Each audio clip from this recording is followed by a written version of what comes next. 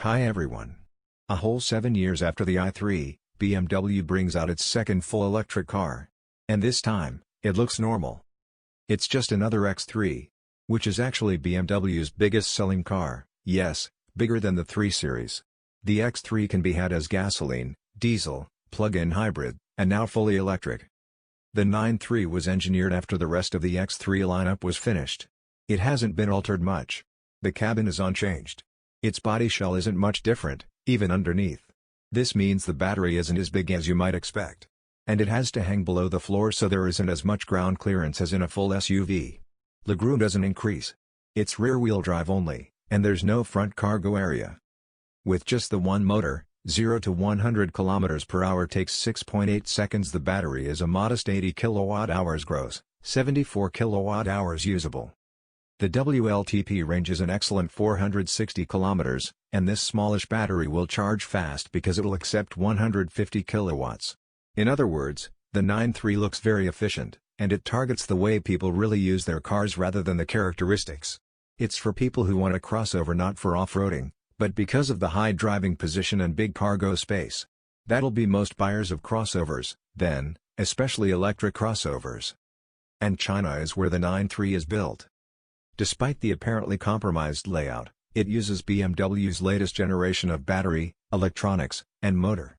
The battery has greatly improved energy density, the motor has better power density. In other words, more go from less size.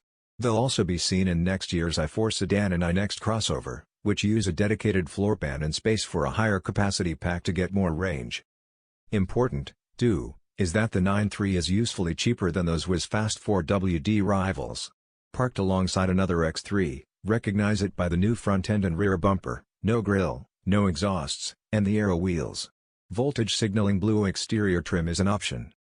While Audi and Mercedes-Benz of course make electric crossovers of extreme smoothness and quietness, they tried hard to make the e-tron and the EQC feel normal to drive. But they blew it, by making them super normally fast.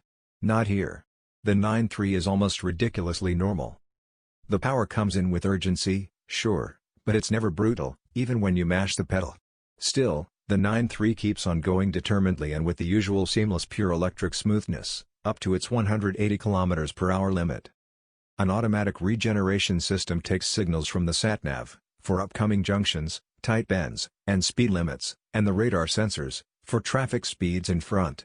When you lift, it'll set the regeneration level to try to slow you smoothly toward the new target speed. If you lift early, it'll let you coast efficiently, where fixed-level regeneration would slow you down too much, then you'd be pointlessly back on the power.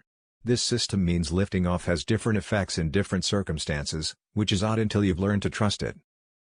The top-spec version comes with an in-cabin sound generator, an electronic hum that rises and falls in pitch as you change speed, and in volume as you press the pedal harder. Ease off and it sinks back to silence. It might be a classically rear-driven BMW, but you never feel the rear wheels get frisky. Any latent oversteer is anticipated by combination of traction control and surprisingly wide and grippy tires. The 9.3 is superbly easy and relaxing to make progress in. The accurate steering might not have much feel, but it weights up naturally and its response is agreeably progressive. It's also stable in the straight ahead on highways. BMW's lane-keeping system is smooth and tenacious these days, but you won't need it. The balance between roll and suppleness is also well calibrated. The dampers are adaptive as standard. The cabin has a load of tech, but it's mostly straightforward to use. Hardware switches cover the climate, driving modes, and assists, and much else besides. The forward-reverse lever is where you expect it to be, down on the not transmission tunnel. An electric-specific gauge or two appears in the cluster, a power reg and dial in place of the rev counter, and a battery gauge instead of fuel. And you can call up more efficiency data in the central display. But otherwise, it's all very much BMW business as usual in here. Complete with supportive seats, fine driving position, and strong material quality. The 9.3 is a mainstream crossover, and can go a long way on a charge.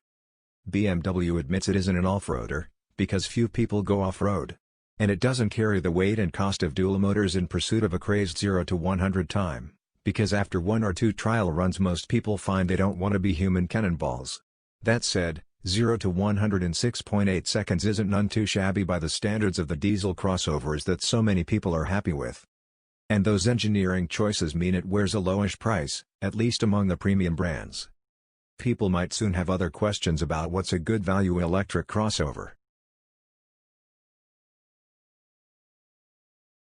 Thanks for watching.